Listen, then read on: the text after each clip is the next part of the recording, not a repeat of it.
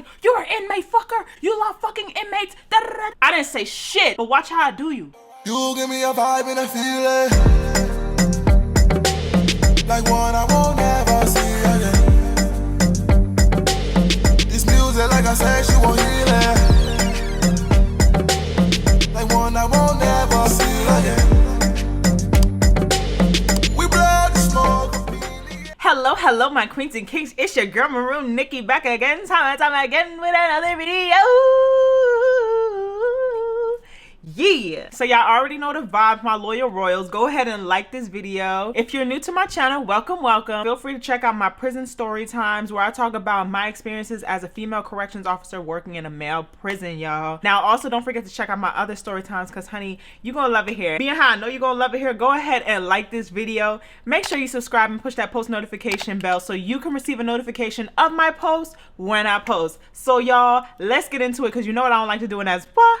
Waste time. We have a lot of things to talk about, okay?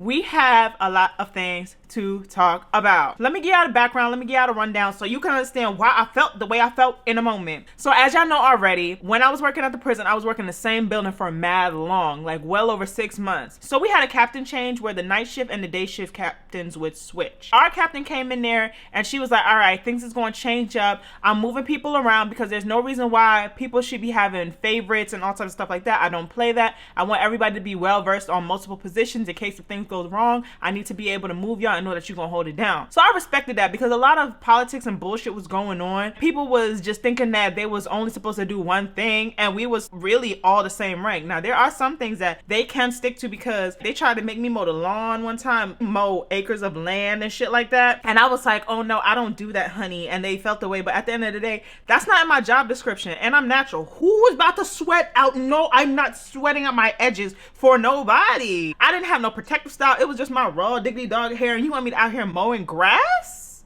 Oh yeah, no, I don't do that. So some positions they can have. And they did not report me because they knew damn well that we had no business doing that type of labor. Okay, got me fucked up. I don't know what they thought this was. You mean to tell me you was just gonna have me mowing the lawn and tending to shit out in the open fields and you just standing there watching me? Get the fuck out of here. So one day during formation, roll call, muster, whatever you want to call it, in the morning where we all form up and we go over what's going to happen for the day, what happened last night and everything like that, she tells us where we're going to be assigned. She assigned me to a new building. At first I was taken back because I'm like, damn, I'm not in my same building. Like I'm already accustomed to that building, but I already knew because she told us from the beginning that shit was going to change. And then I've come to realize that the reason why she put me in there is because my old building used to be ghetto ratchet. We got that shit under control because I don't play that. And then I got into this new building and it was just as bad as my old building when I first got there. So maybe she needed me to come regulate. Well, I knew she needed me to come regulate that shit because that shit was a hot ass mess. The partner I got put with, we're gonna call him Marvin. Marvin was an older Middle Eastern man, was about like 50, and he walked up to me, he's like, oh, you wanna be my partner, blah, blah, blah. And now I had never really spoken to him because I didn't have no reason to really talk to him on the one about nothing.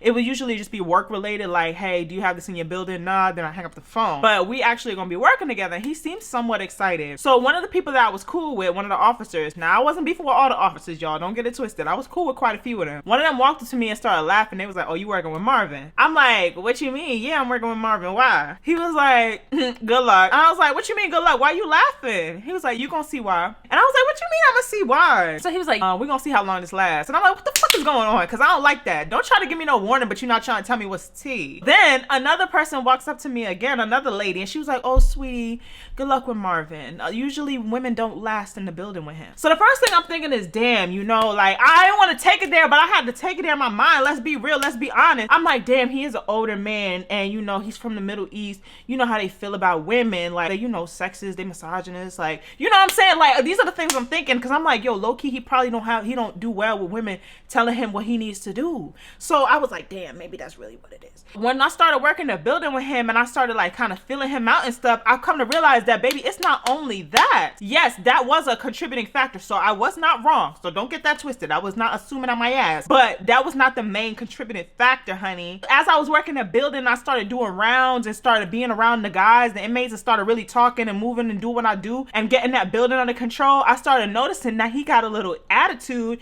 every time I would talk to certain inmates that was actually pretty attractive. There was a specific one that he really did not like me talking to, that he had a very bad attitude. Every time I would speak to him, he would start banging on the glass and telling me I need to come and stop talking to him, and and I'm like, why he giving me attitude like he wanted the girls? Like, I'm trying to figure out, like, I'm like, wait a minute. It's giving something. My radar is going off. I'm trying to get it all into one juicy story time, baby, because it's a lot, honey. Now, if y'all want me to elaborate on any specific part of this story time, you need to let me know, because I will definitely do that for you. He was getting a little spicy, and I was like, okay, I don't understand why he got such an attitude. He be coming up with nonsensical ass excuses as to why I need to come back to the glass and come in the booth, and pretty much stopping me from doing my job. Long story short, I found out that he was down low, and he was hardcore crushing on a specific couple inmates in there in that building, and he didn't want me talking to them, and he felt like I was fucking with his boo. So when he started doing all that ooh rah rah, having a problem with me talking to this, that, and the third with all that jealous shit, I told him, I was like, look, I got a job to do, so are you gonna do yours or what? And he did not take well to that. Y'all already know that he did not take well to that, because you know they don't play with women and women playing leadership roles. I'm not making no assumption. This is real life. Like, this man did not fuck with me, and he did not fuck with the fact that I was a female telling him what he can and cannot do, like how he was trying to tell me what I can and cannot do, even though we was the same rank. He wanted me to be like his wife. His wife staying at home. His wife don't need to be working. All she need to do is make sure his food is ready. His words, to be exact. We are in a whole new country, baby. Let's just put it out here right now. The way he was as a person and the way I was as a person did not mix. His beliefs and how he carried himself and his personal problems and his jealousy issues did not go well with me, okay? So at this point now, he and I are having tension, because he's calling the captain on me. He's telling the captain he wants me removed from the building right away because I'm talking to him and he doesn't like the way I talk to him. He doesn't like how I'm acting. He wants me to be a passive ass, like how I was the first week, because I didn't know how the building operated. But now I got my feet wet, nigga. You can't tell me what to do. I know how to do this job just like how you know how to do the job. We received the same training. Like, he didn't like that. He wanted me to sit here and be like, yes, and do what he say. Oh no, man. Pussy, fuck you. Y'all already know how I get down. You cannot tell me, an alpha female, what she can and cannot do. You cannot. You cannot. You cannot. There's no way that I'm gonna sit here and just lay down and let you tell me that I have to do this and that, knowing damn well none of the shit that you're telling me is conducive to our efficiency as officers. There's no way. Let me tell you something. My favorite word is no. I say no all the time. I say no before I say yes. I say no for everything, because a lot of the times back in the day, I used to just be yes, yes, yes, no, no, no, no. No, I'm not doing that. So the moment I feel like I need to say no, don't worry, you gonna hear about it. And he didn't like that. He was like, what the fuck? Yeah, he didn't like that. The tension was thick, honey. You could cut it with a knife. I really tried not to talk to him, because whenever I talked to him, bullshit would come out of his mouth and he would irritate me. And I really didn't want to cuss him out today, because I was going to have him in his feelings. I had like a week left before I crossed over my probationary period, and I was not going to let him fuck me up because I'm going to get fired playing around with this nigga. Before we get into what happens next, let me just talk to you about how Marvin treated the inmates, okay? He treated them like trash. He screamed at them. He called them out of their names. He was very disrespectful to them. Everything that he did was unprovoked. So a lot of the times they had like a lot of problems with him, because it would just be like, he would have these random emotional outbursts, and he just didn't know how to control his emotions. Like, out of nowhere, he would just come and start all types of bullshit and wreak havoc and just make everybody's day hard. And when I say everybody, I'm talking about my day too. Like I said in my other video, the way you act in there could be a ripple effect to what happened. So his negative energy used to really set the whole building off. I would have to try to like keep everything leveled, because like I said, I don't like doing paperwork, and this building is really rowdy, and I'm trying to get it under control. Like, everybody on go, people be fighting all day. Like, I don't have time for none of that. We haven't had no fights on my shift since I've been in there, and I'm trying to keep it like that. So I really need him to just chill the fuck out. What he's doing is unnecessary. But when it came to the guys that he was fond of, he'd be sitting at the table with them eating like they were on a date, and he'd be kikiing and smiling in their face and low-key flirting with these men. That's suspicious. That's weird. So I'm just like, yo, everything you do is getting on my nerves. And that's exactly why he and I didn't get along, because I'm not doing that. I'm already a female working in the prison, and they already want me to do some shit like what you doing, okay? Everybody's gonna overlook him because they don't think nothing of it. But whole time, he's the one that's putting in the work, not me. He's the one that's fraternizing for real, not me. But they don't care. As long as I have a vagina, I'm the one that's doing something wrong, right? Moving forward. So we're gonna call this inmate Randy. Randy used to be in my building, and he got put in the hole, I guess you can say. It's not really the hole, because that shit looks like a damn resort. Niggas like going there when they don't want to be around everybody and they just want a moment to themselves. They do a little trouble and get put in there for a couple days, and they get put right back into Gen Pop. He got relocated back into the building that I was currently in. When I seen him, I was like, oh, you in this building now? And he was like, yeah, what's up? Everything was good. I had a rapport with him like I have a rapport with most of the guys on the compound. But with him, he used to be in my building long term, so I knew how his mannerisms were and I knew how he was. He's not really problematic. Like, if he's gonna do something, I'm not gonna know about it. Like, I'm not gonna see that shit. He keeps it real cool and real collected whenever I'm around. So a couple days later, he comes walking up to me, and usually he doesn't come walking up to me unless he's just trying to check in and see how I'm doing. You already know Marvin didn't like me talking to other people, okay? So he was always watching my every move. So whenever people would walk up and talk to me, that man would take note of it. And I feel like he was just charging this shit up. Satan was real busy doing his work in there, and I told Satan to get behind me. I was doing rounds on the floor that day. Randy was just off doing his thing when I last saw him. I was on the other side of the building doing my rounds over there, and you know, dealing with the guys and checking in on everybody, making sure everything's good. When I'm crossing over to the other side of the building, I hear Randy screaming. He's like, stop fucking playing. I need to go. I need to go. I need to go. What the fuck is wrong with you? Da da da da. So now Marvin is yelling at him. Marvin's like, no, where's your ID? Where's your ID? Like, they're arguing back and forth. So now I come over and I'm like, what's going on? Because first and foremost, this should not be happening. They should not be arguing. Like I said, Marvin be picking with them, but I'm not going to show them that me and Marvin have a problem. I'm going to stand beside my partner until I can't stand beside my partner no more. When I walked over there, I asked Marvin, what's going on? I asked him first. He was like, no, he wants to go to medical and he can't go to medical because he don't have his ID. So I said, okay. So I look over at Randy, and Randy's eyes are bloodshot red. He's twitching, like his eyes are twitching. He looks sick, okay? He looks like he needs medical attention. So I said, Randy, what's wrong with you?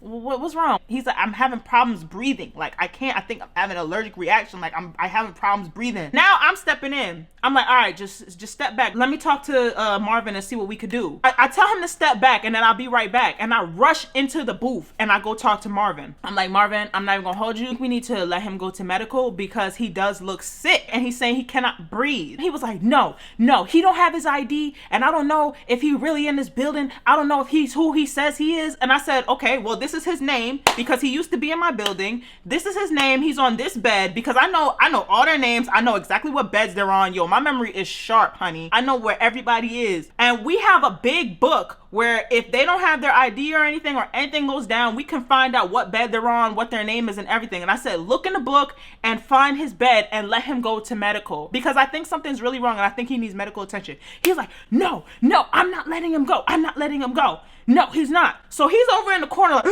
like he looked like, yo, this man looks like he was about to fall the fuck out. Now I'm getting nervous because if something happens to him, we are responsible. So I'm sitting here like, nah, I'm not gonna lie to you. I made the call, okay? I kept trying to reason with Marvin, and because he had his personal problems with me, he just kept telling me, stop talking to me, stop talking to me. You're an inmate lover. What are you, fucking him? Why do you know his name? What are you, fucking him? What are you, with him? Are you in a relationship with him or something? Why you know him personally? I said, I don't know him personally. I just know his name.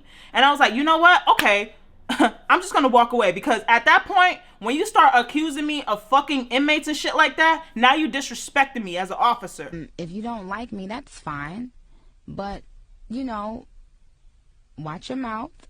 Being how you not trying to hear me, I'm gonna make the call. This man is still having an allergic reaction. I'm surprised he didn't fucking drop down. He's holding out. I said, you know what? Enough is enough.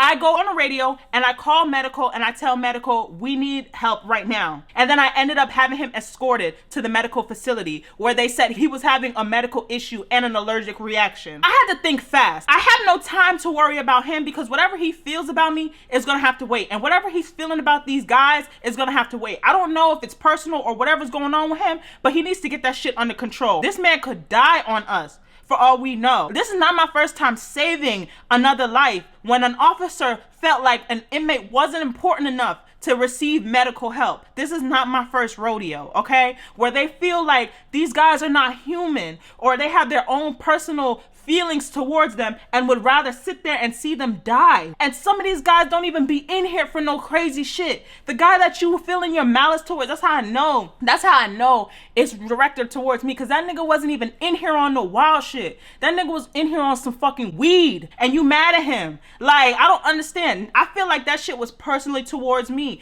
You and him never spoke like that. Y'all never had no problem. This is his first time being in the building. So you acting like this is ridiculous. So when it came time for us to switch, because I had to go back in the booth and he had to go on the floor, he starts screaming and cussing at me. Why did you go above me? Who are you to go above me? I said, who the fuck? Yo, I was like, I'm gonna go above you every time. If I feel like I have to make that call, I will make that call. He was like, no, you're supposed to listen to me. I said, I'm not supposed to listen to nobody that's the same rank as me. We're working on this shit together. If you have a problem, I don't care. I was like, he could have died. He was having a whole allergic reaction and you worried about an ID? He can't even breathe enough to go walk back to his bed to get his ID. He was like, you're an inmate fucker.